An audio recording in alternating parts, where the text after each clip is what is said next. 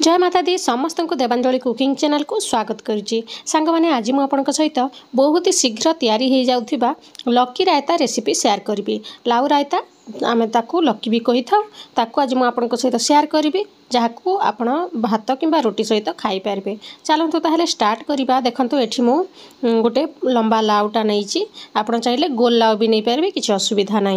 तापर या आम मझू फाड़ करदे तार चोपा गुड़ाक सब छड़े नवा। देखो ये चोपार चटणी रेसिपी आपको सहित शेयर करी। जदि कलिया हो चोपा को जमार फोपाड़तुनि बढ़िया रेसिपीटे या द्वारा भी बनी थाए।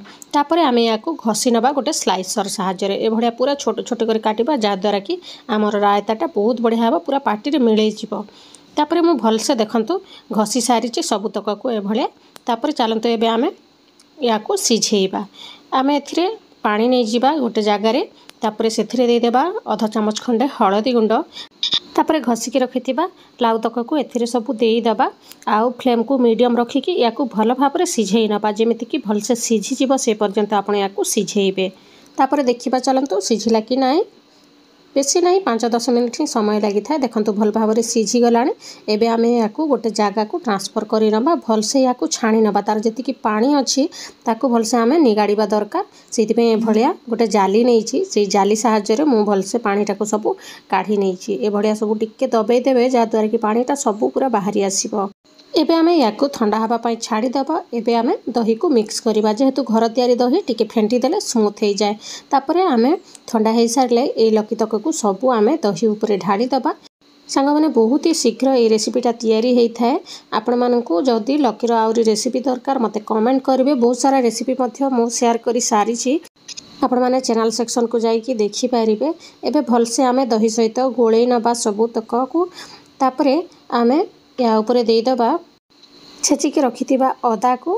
तापरे आमे या उपरे कंचा लंका मध्य देई पारिबे आपण। मु किंतु आउ देइनी। आउ एथिरे दे दबा स्वाद अनुसार लूण। तापरे दे दबा लंका गुंड।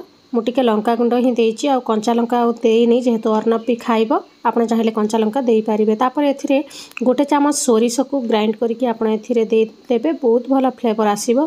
तापर भजा जीरा गुंड एथिरे टिके देई दबा बढ़िया फ्लेवर दे थाए। आपण निहाती भजा जीरा गुंड टिके पकेइबे ही पकेइबे। तापर भलसे ए सबु तक को गोले नबा। सांग माने वीडियोटी जदि भल लागुची वीडियोटी को प्लीज लाइक कर देबे आ निज फ्रेंड रिलेटिव मानक मध्य शेयर कर देबे। एटा गोटे साइड डिश भाव में बहुत भल लगी थाए। निहाती थरे ट्राए करेंगे देखिए बहुत भल लगे। आपण एभलिया मध्य खाई पारे। मु किंतु आउरी टिके छुंक दउछु टेस्टटा टिके आउरी बढ़ेबा पई।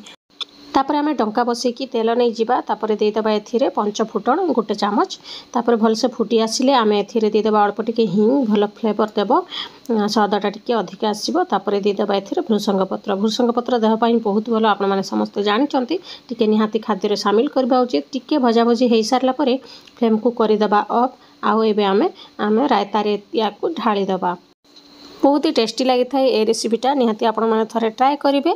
एबे आमे या ऊपर छुंक देकी भलसे टिके गोड़े नबा आउ खाइबा। या देखि पारुथिबे बनेबा केते सहज।